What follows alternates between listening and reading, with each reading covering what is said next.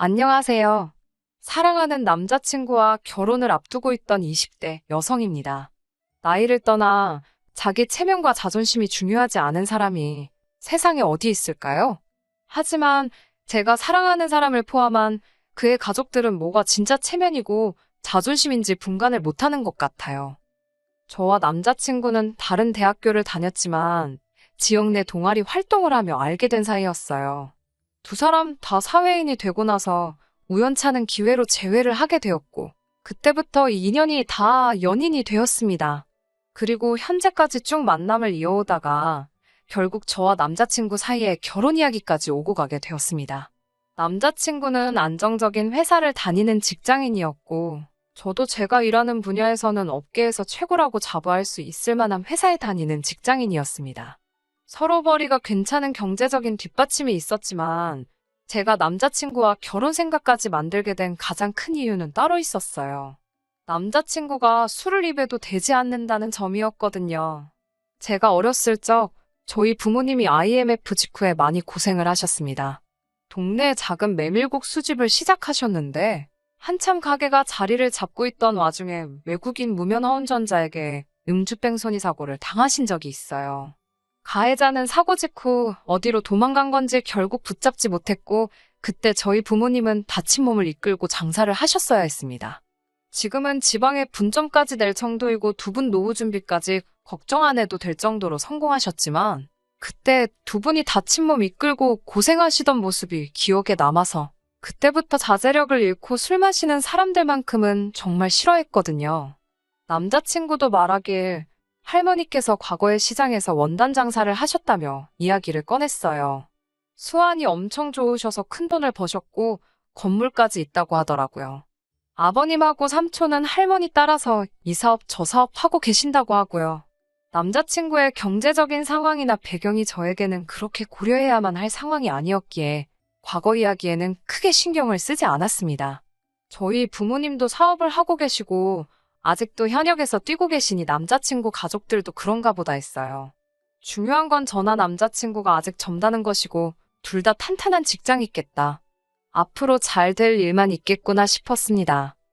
이후로 반년쯤 지났을 무렵 남자친구가 할머님 정정하실 때 결혼해서 손주까지 안겨드리고 싶다며 저에게 정식으로 프로포즈를 해왔습니다. 그동안 제가 봐온 남자친구의 사람됨됨이와 그에 대한 믿음을 바탕으로 남자친구와 결혼을 약속하게 되었어요. 결혼 이야기가 오가기 시작하면서 처음으로 남자친구가 사는 곳에 가보게 되었습니다. 정식으로 인사를 드리러 간 자리는 아니었어요. 남자친구 아버님, 어머님께서 저를 한번 보고 싶다고 하셨다길래 간단하게 인사만 드리러 간 자리였습니다. 그런데 남자친구 집에는 제가 인사를 오기로 되어 있다고 하면서 남자친구의 부모님을 비롯해 할머님과 삼촌까지 모두 모여 계셨습니다. 예상과는 다른 상황에 당황했지만 절 반갑게 맞아주셨어요. 하지만 집에선 30분도 있지 않았고 다들 갈비가 먹고 싶다 하여 갈비집으로 이동하게 되었습니다. 갈비집에 가지 않았다면 저랑 남자친구는 지금도 한창 결혼 준비를 하고 있었을까요? 차라리 거기를 따라가게 된 게 다행이다 싶을 정도예요. 식당에 도착하니 아버님과 삼촌이 특히 신나 보이셨어요. 남자친구가 말하길 두 분 다 엄청난 애주가랍니다. 게다가 술 드시는 속도가 어찌나 빠르신지 무조건 원샷을 하시고 혀가 꼬부라질 때까지 드신다고요. 아버님이 애주가란 이야기를 듣고 나니 왠지 마음이 불편해졌습니다. 특히 혀가 꼬부라질 때까지 드신다는 말을 듣고 나니 영 찝찝하더라고요. 적어도 남자친구가 술을 마시지 않는다는 사실은 변함없었지만 두 분 다 가게까지 차를 끌고 오셨거든요. 대리를 부르시던가 할 거라고 생각했지만 애초에 술을 먹을 계획이셨다면 처음부터 택시를 타던가 하셨으면 좋지 않았을까 싶었어요. 말씀드렸다시피 예전에 저희 부모님이 음주운전 차량으로 인해서 큰 사고를 당하신 적이 있다 보니 저도 그렇고 저희 부모님도 술은 입에 대지도 않았고 술을 싫어했으니까요. 게다가 제 눈에는 말이 좋아해주가지 술 좋아하고 조절 못하는 사람들은 죄다 상종 못할 사람들처럼 보일 수밖에 없었습니다. 하물며 차까지 가져오셨으니 그 모습이 저한테는 좋게 보이지는 않았어요. 아무튼 이래저래 마음이 어수선해지려는 찰나 아버님께서 돼지갈비 6인분과 소주 5병, 맥주 3병을 시키셨습니다. 밑반찬이 깔리자마자 술을 같이 가져다 주시더라고요. 그러더니 대뜸 아버님께서 저더러 한 잔 따라보랍니다. 내키진 않았지만 한 잔 따라드렸어요. 그러자 이번엔 제 차례라면서 방금 아버님이 드시던 술잔에 잔을 직접 채우시더니 그걸 마시라고 제 앞에 내밀더라고요. 술을 저한테 권하시는 것보다도 지금 저걸 나보고 마시라는 건가 싶었습니다. 제가 술을 입에도 안 대고 싫어하는 걸 떠나서 제 잔에다 따라주는 것도 아니고 드시던 잔에다가 술을 채워 건네다니요. 암만실외에서 마스크를 착용하는 게 해제가 되었다고 한들 아직도 재채기만 해도 눈치가 보이는 이 시국에 잔돌리기를 하고 계시니 솔직히 기분이 엄청 나빴습니다. 저는 최대한 정중하게 술을 전혀 못한다고 설명을 드리면서 거절했어요. 하지만 아버님께서는 끈덕지게 저보고 어른이 주는 술은 먹어도 되는 거라면서 강요를 하셨습니다. 100번 양보해서 술 한 잔 마실 수는 있다고 쳐도 도무지 그 잔으로는 술을 마실 엄두가 나질 않았어요. 그래서 끝끝내 정말 죄송하다고 술이 몸에 안 받아서 마시질 못한다고 설명을 드리며 거절을 하게 되었습니다. 결국 아버님께서는 들고 계시던 소주잔을 테이블에 거의 던지듯 내려놓으시곤 인사드리러 왔다는 며느리감이 시애비 될 사람이 주는 술 한 잔을 안 마시냐며 짜증이 난다셨습니다. 당황한 제 손에 옆에 있던 삼촌께서 강제로 소주잔을 쥐어주시면서 그냥 한 잔 받으랍니다. 회사원이라고 들었는데 회사에서 기본적인 주도도 안 가르쳐 주냐고 하시면서요. 주도가 뭔지도 알고 있고 적어도 저는 그렇게 배우진 않았거든요. 그리고 회사에서는 술을 싫어하는 저에게 억지로 술을 마시라 강요하지도 않고요. 아랫사람의 주도가 있다면 당연히 윗사람도 아랫사람을 배려하는 주도가 있는 법 아니겠어요? 하지만 남자친구도 저를 보며 어쩔 수 없다는 눈빛으로 한 잔만 받아달라는 듯한 눈초리로 저를 바라보고 있었고요. 그나마 다행인 건 삼촌께서 쥐어주신 소주잔이 아버님이 마시다가 던져버린 그 잔이 아니라 테이블이 세팅될 때 뒤집어 놓은 쓰지 않은 잔이어서 아버님이 따라주는 술을 한 잔 받았습니다. 결국 할 수 없이 받은 그 소주 한 잔을 천천히 나눠 마시고 있었습니다. 그런데 또다시 아버님께서 제 잔을 보시더니 잔이 너무 안 빈다고 뭐라고 하시더라고요.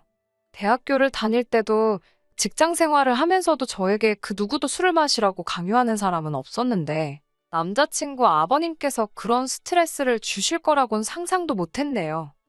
그 와중에 어머님께서는 저에게 집게와 가위를 주시면서 술 안 마실 거면 차라리 이쪽으로 와서 고기라도 구우라고 하셨습니다. 이제 며느리도 생겼으니 자기도 식모 노릇 탈출하게 생겼다고 깔깔대시면서 제가 고기 굽는 것부터 한번 보겠다고 하시면서 말입니다. 며느리 덕분에 모처럼 밥 한 끼 편하게 먹겠다고 하시면서 말입니다. 차라리 아무 말씀도 안 하셨으면 아버님한테 당하고 있는 제가 보기 안쓰러워서 도와주셨다 좋게 생각했을 텐데 쓸데없는 사족을 붙이시니 솔직히 기분이 너무 안 좋았습니다. 제가 남자친구와 결혼을 약속한 건 맞지만 그래서 남자친구의 가족들에게 잘 보이고 싶은 마음도 진심이었지만 왜 이런 대우를 받고 있어야 하는지 도통 이해가 되지 않았어요. 게다가 어머님이 저에게 고기를 구우라고 한 그때 할머님까지 저에게 이런 건 시애미가 시키기 전에 네가 알아서 했어야 된답니다. 뭐 먹으러 오면 여자가 눈치껏 파릿파릿하게 움직여야 된다나요. 제가 잠시 어른들의 눈을 피해 남자친구에게 도와달라고 했어요. 그러자 남자친구가 한다는 소리가 자기가 지금 나를 도와주면 할머니 앞에서 손자체면이 말이 아니랍니다. 그러니까 그냥 저더러 하래요. 싹싹한 손자며느리라고 칭찬을 들을 수 있는 절호의 기회라나요. 저는 그런 칭찬은 필요 없다고 남자친구 쪽으로 집게와 가위를 밀어놓았습니다. 그리고는 할머님과 어머님의 매서운 눈초리를 못 본 채 외면하고 있었지요. 결국 고기는 남자친구가 구웠고요. 아버님께선 그 사이에 술 기운이 좀 오르신 듯 했어요. 가만히 저를 쳐다보시더니 잠깐 여기 옆으로 좀 와서 앉아보랍니다. 시아버지한테 고기쌈이나 하나 싸서 입안에 넣어주라고요. 그냥 간단하게 인사드리러 온 자리였는데 남자친구 가족들은 제가 무슨 며느리 자리 면접 보러 온 거라 착각하시는 것 같았습니다. 그렇다고 자리가 자리인데 제가 무조건 싫다고만 할 수도 없는 노릇이었고, 소주 한 잔 마시라고 하실 때부터 아버님 성질머리 고약한 건 이미 파악을 한 상태였잖아요. 거기서 뻐기고 있어봐야 목소리만 커지겠다 싶어서 쌈 하나 싸드렸죠. 그나마 다행인 건 원래 바라신 대로 입에는 넣어드리지 않고 그냥 드렸더니 그쯤 하면 됐다 싶은 모양새로 별말을 안 하시더군요. 그리고 나서 아버님께서도 며느리도 한입 해야지 않겠냐고 쌈을 싸서 주시길래 제 입으로 가져다 주기 전에 잽싸게 손으로 받아서 입에 넣었습니다. 그런데 그걸 보더니 아버님이 저한테 성질을 부리기 시작했어요. 저희 부모님이 저한테 식사 예절을 안 가르쳤냐고 합니다. 입에 안 넣어준 게 문제인가? 사주는 걸 손으로 받아먹은 게 문제인가? 왜 또 저러고 계시나 그렇게 생각하고 있었는데 어른을 앞에 두고 쌈을 그냥 먹는 게 어딨냐입니다. 뭔 소리를 하시는 건가 싶었는데 어른이 앞에 있으면 고개를 돌려서 먹는 게 당연하지 않냐고 하시는 거예요. 아까는 술 마시면서 주도 타령을 하시더니 쌈 싸먹을 때도 고개를 돌려서 먹어야 되는 쌈도가 따로 있는 거였나요? 생전 처음 들어보는 식사 예절에 저희 부모님까지 거들먹거리시니 기분이 굉장히 나빴습니다. 게다가 이번에도 역시 남자친구는 아버님이 저한테 언성을 높이고 있는 가운데 또 상황을 애써 못 본 척하고 있더라고요. 잘못한 게 없으니 그 앞에 죄송하단 말은 전혀 하고 싶지 않았어요. 그래서 가만히 있었습니다. 제가 굽히지 않고 있으니 아버님은 저한테 계속 큰 소리 치고 계시고 차라리 속으로는 제가 며느리감으로 불합격이 되었으니 결혼 허락을 안 하겠다고 여기서 이만 가보라고 해주셨으면 싶었습니다. 제가 제 발로 그 자리를 뛰쳐나갈 수도 있었지만 그때는 행여나 그게 예의 없는 행동이고 그로 인해 저희 부모님 얼굴에 먹칠을 하게 되지 않을까 싶어서 가만히 있었거든요. 제가 계속해서 아무 말도 없으니 아버님은 어디서 못각 같은 며느리감을 데리고 왔다며 당신은 나긋나긋한 여자가 좋으니 남자친구에게 결혼하면 저를 교육 좀 잘 시켜서 태도 좀 고치게 하랍니다. 술도 좀 배우고 주도도 배우고 기본 예절도 배워서 어른들 있을 땐 어떻게 해야 하는지 좀 배우라면서요. 게다가 어머님과 할머님까지 저더러 식당에 사람들도 많은데 시댁 어른들 체면도 생각 안 하고 싫다 소리만 계속하면 어쩌냐입니다. 옆 테이블 사람들이 저 때문에 당신들을 비웃고 있답니다. 남자친구한테도 너 사귀면서 남자친구라고 제대로 대접이나 받고 사귀었냐며 무안을 주시더라고요. 상황이 이쯤 되니 이미 저는 이 집구석에 잔뜩 질려버렸어요. 어떻게 집안에 정상적인 사람이 한 명도 없는 건지. 그나마 정상이라고 생각했던 남자친구마저 제가 처한 상황에 한마디도 나서지 않고 있으니 아무리 봐도 제가 이런 대우를 받는 게 당연하다고 생각하는 사람인 게 아닌가 싶었습니다. 차라리 결혼 이야기를 꺼내기 전에 나는 내 가족들이 먼저고 내 가족들이 너한테 어떠한 행동을 해도 너가 다 참아야 한다고 말해줬으면 애초부터 결혼하자는 말에 알겠다 대답하지 않았을 텐데 라는 생각이 들더라고요. 아니면 처음부터 자기 가족들이 하자가 있는 걸 알고 있었고 그 사실을 들키면 결혼하려 드는 사람이 없겠다는 확신을 가지고 있었던가? 그래서 어디 눈먼 여자가 있어서 운 좋게 결혼하면 다행이고 아니면 말고 하는 식으로 그런 게 아닐까? 남자친구 머릿속을 들여다볼 수는 없으니 제 생각에는 아무리 생각해도 둘 중에 하나밖에 없겠다고 생각했습니다. 술이 더 들어가자 아버님과 삼촌께서는 별 이야기를 다 꺼내시더라고요. 그리고 그 와중에 제가 미처 남자친구에게서 듣지 못한 이야기들도 있었습니다. 삼촌께서는 젊은 날 반복된 사업 실패로 신용불량자가 되었다는 이야기를 자랑처럼 하더라고요. 아버님도 사업을 하고 계시기는 하는데 마땅한 수입이 없으신 건지 싶었습니다. 그렇게 주고받던 이야기가 결국에는 조카 자랑, 자식 자랑으로 넘어가더라고요. 형님이 자식 하나는 잘 키웠다고요. 우리 집안 짊어지고 가는 모습이 장하다고 하시는 거예요.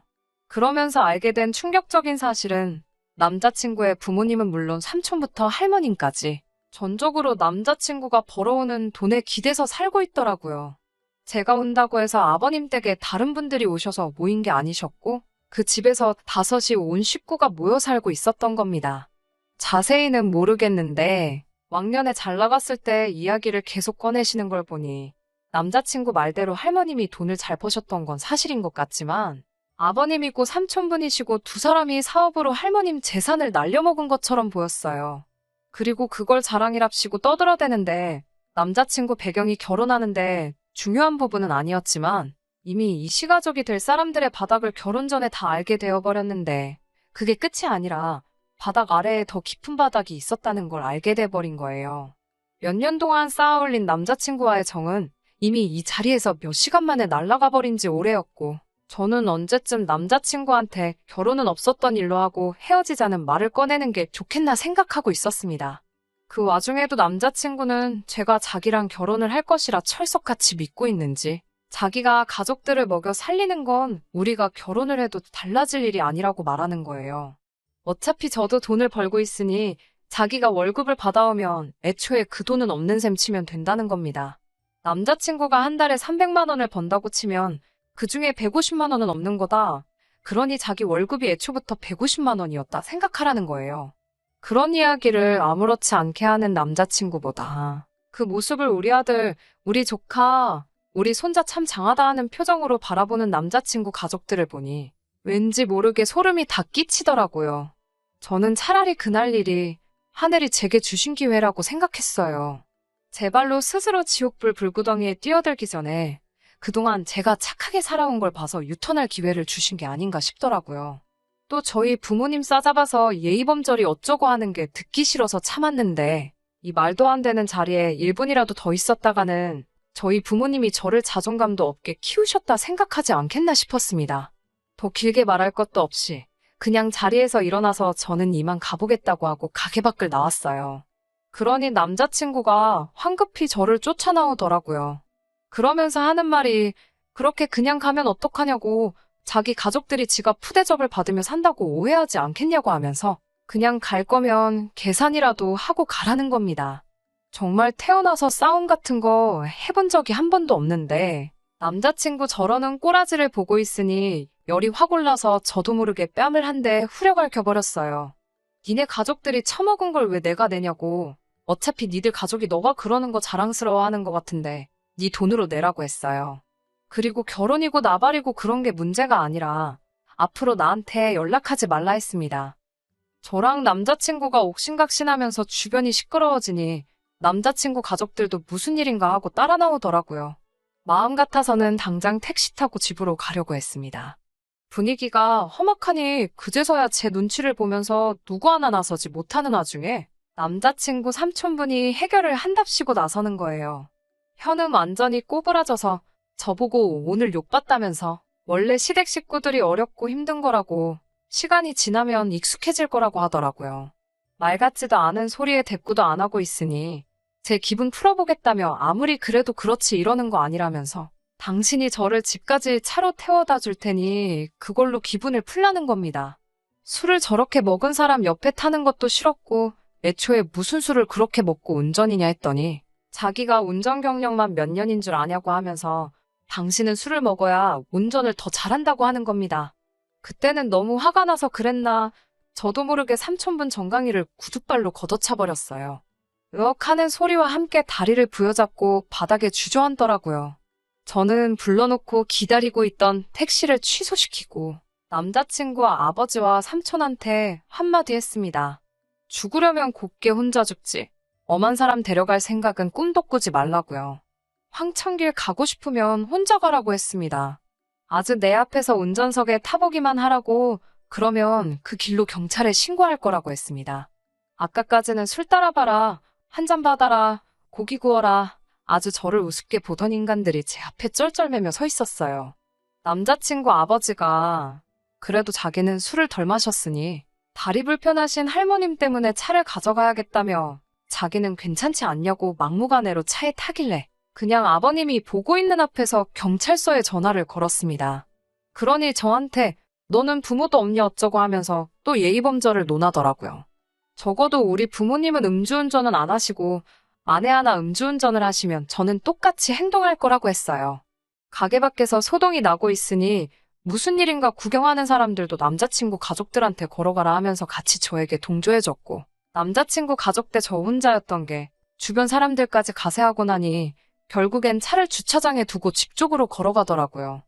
효자 났다고 하더니 밥값 내고 5 식구 택시 2대 부르는 건 아까웠는지 다리 불편하다는 할머니 모시고 저만치 걸어가는데 아주 그 꼴이 말이 아니더라고요. 그리고 이틀 뒤 남자친구가 연락을 해왔습니다. 붙잡진 않을 거지만 부탁하고 싶은 일이 있다며 한 번만 만나달라고요. 뭘 만나기까지 하냐고. 할 말 있으면 전화로 하라고 했습니다. 그러니 저를 불러 한다는 소리가 자기가 자존심이 좀 강해서 그렇다며 혹시 우리를 둘 다 알고 있는 주변 지인들한테는 자기가 저를 찾다고 이야기하면 안 되겠냐고 그러더군요. 진짜 끝까지 뭐 이런 찌질한 게 다 있는지. 그런 건 어떻게 말하든 네 알아서 하라고 했습니다. 다만 제 소식을 물어오는 사람들한테는 거짓말을 하지는 않을 거라고요. 혹시나 정말 헤어지게 된 게 저 때문에 그런 거냐 물어오는 사람들에겐 무슨 일이 있었는지 낱낱이 다 말해주겠다고 했습니다. 남자친구는 전화기 너머로 조용하더라고요. 암만 생각해도 자기가 좋은 말 들을 게 하나 없는 거 누구보다 잘 알고 있으니 저러는 거다 싶었어요. 지금 저는 다시 솔로 라이프로 돌아와 즐겁게 살고 있습니다. 다행히 남자친구와 연애하는 동안 제가 어디 사는지 알려준 적이 없었기 때문에 전화번호 하나 바꾸고 나니 두 번 다시 마주칠 일 없이 안전이별을 하게 되었네요. 똥차가 가고 나면 벤츠 온다는데 지금은 똥차고 벤츠고 차가 문제가 아니라는 생각이 드네요. 누가 그 안에서 술 먹고 운전하고 있을 수도 있는 거잖아요. 인연이라는 게 진짜 있으면 제가 서두르지 않아도 언젠가는 만나게 되겠지요. 그저 지금은 이렇게 스트레스 받을 일 없는 이 시간을 즐기려고 합니다. 끝까지 들어주셔서 감사합니다. 오늘의 사연은 여기까지입니다. 구독과 좋아요, 알람 설정 부탁드리고 더 좋은 사연으로 다시 찾아뵙겠습니다. 감사합니다.